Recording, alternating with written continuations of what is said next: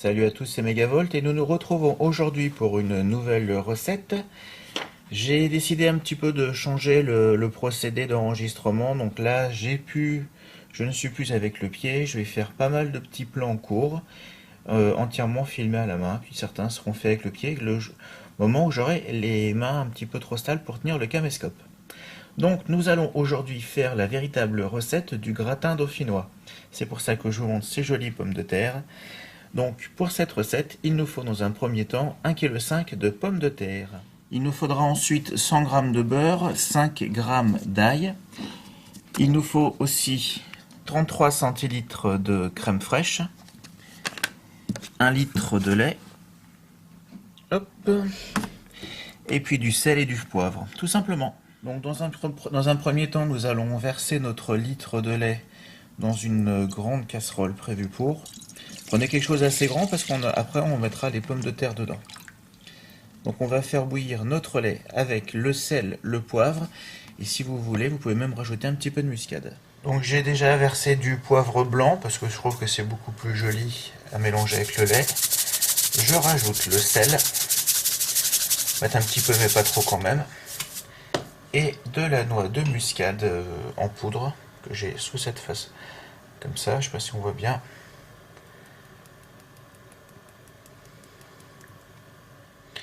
Donc l'idéal c'est de la râper soi-même,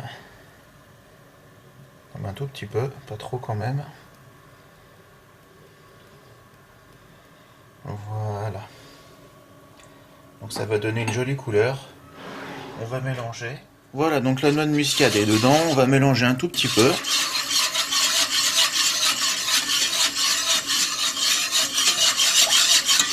Et on va laisser cuire pendant à peu près 5-10 minutes. Sur position doux, le temps que ça bout, le temps que nous épluchons nos pommes de terre. Et on va passer à l'épluchage des pommes de terre.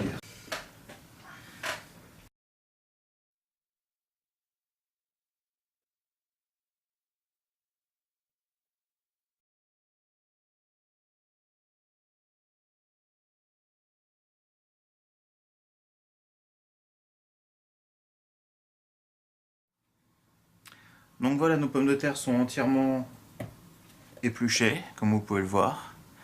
Maintenant, on va les couper en fines rondelles pour notre plat.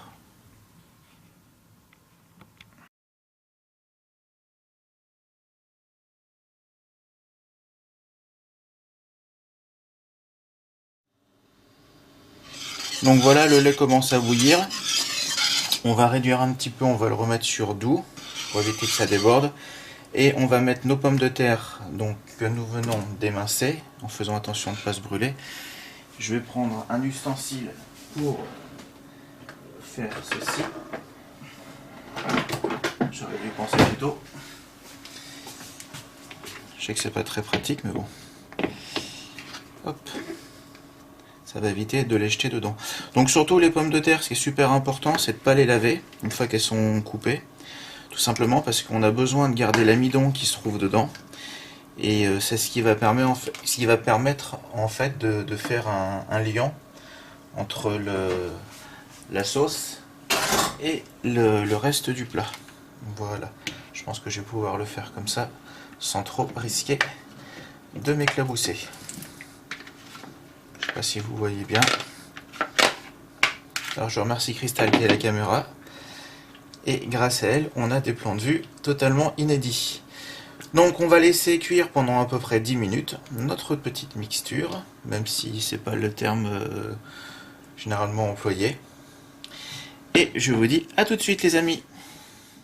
Donc pendant ce temps de cuisson, nous prenons un morceau de beurre et nous allons beurrer bien sûr notre plat.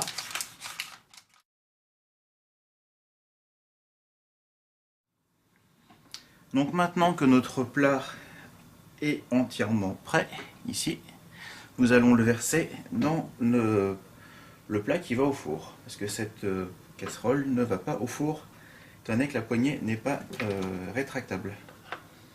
Ou on ne peut pas la retirer en tout cas. En tout cas, il fait bien chaud. Donc je verse tout doucement.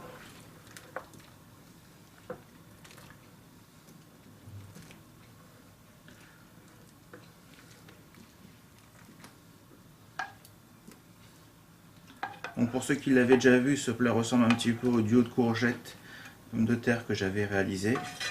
Mais cette fois-ci, c'est l'officiel, c'est la véritable recette du gratin dauphinois. Et dans le gratin dauphinois, il n'y a pas d'œuf et il n'y a pas de fromage. Que vous le sachiez bien. D'ailleurs, je vous mettrai dans la vidéo, je pense, le lien où j'ai récupéré cette recette.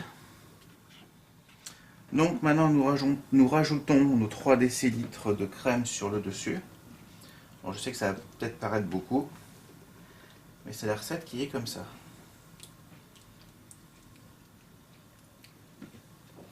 Les personnes du Dauphiné aiment les bonnes choses. Voilà.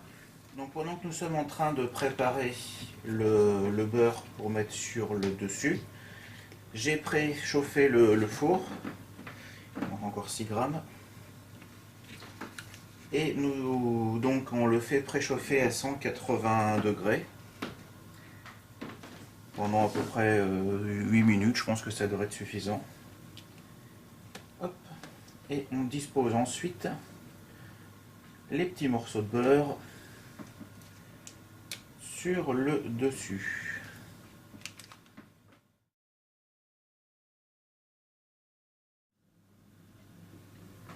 Donc voici notre préparation avant qu'elle soit mise au four. On voit déjà le beurre qui est en train de fondre. Donc selon le type de four que vous avez, moi je vais mettre probablement peut-être 40 minutes parce que j'ai un four à chaleur tournante. Mais après donc faudra que vous vérifiez entre on va dire entre 40 et 60 minutes.